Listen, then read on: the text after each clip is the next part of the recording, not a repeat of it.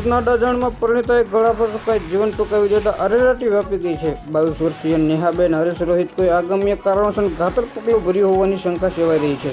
જોકે હજુ સુધી આપઘાતનું કારણ સામે આવ્યું નથી। પતિ નોકરી ગયા હતા ત્યારે 4 વર્ષની દીકરી સામે જ મહિલાએ ઘાતક પગલું ભર્યું હતું। અડાજણ પોલીસે આપઘાતનો ગુનો નોંધી વધુ તપાસ હાથ ધરી છે।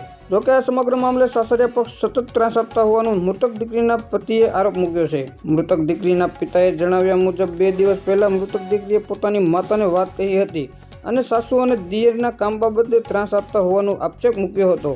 સમગ્ર ઘટનાને લઈ મૃતક પિતાએ ન્યાય માટે માંગણી કરી છે, તો બીજી તરફ સુરતમાંથી પ્રેમી પંખીડાએ આત્મહત્યા કરી જીવન ટૂંકાવ્યું હોવાની ઘટના સામે આવી છે। સુરતના કડોદરા વિસ્તારમાંથી પ્રેમી પંખીડાએ 5મા માળેથી મોતની છલાંગ લગાવી છે, જેમાં બંનેનું સારવાર દરમિયાન મોત નીપજ્યું હતું। મૃતક યુવક અને યુવતી બંને મધ્યપ્રદેશના હતા અને છેલ્લા 1 વર્ષથી સુરતના કડોદરા વિસ્તારમાં રહેતા હતા।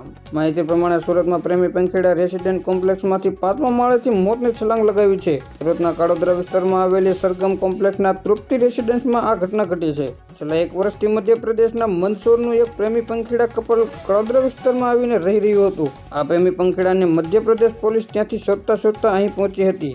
મધ્યપ્રદેશ પોલીસ સુરત પોલીસની સાથે મળીને તૃપ્તિ રેસિડેન્સીમાં તેમના રૂમની બહાર પહોંચી અને દરવાજો ખખડાવી રહી હતી। તે સમયે પ્રેમી પંખીડાએ બિલ્ડિંગના 5મા માળેથી મોતની છલાંગ લગાવી દીધી હતી। બાદમાં બંને શહેરના કડોદરા વિસ્તારમાં આવેલી સંજીવની હોસ્પિટલમાં પ્રાથમિક સારવાર માટે ખસેડવામાં આવ્યા હતા, જ્યાં ડોક્ટરે તેમને મૃત જાહેર કર્યા હતા। પળે અપડેટ મેળવવા માટે અમારી ચેનલને લાઇક કરો, સબસ્ક્રાઇબ કરો અને બાજુનું બેલ આઇકન પ્રેસ કરો, જેથી કરી અમારા હરેક વિડીયોની નોટિફિકેશન તમને મળતી રહે।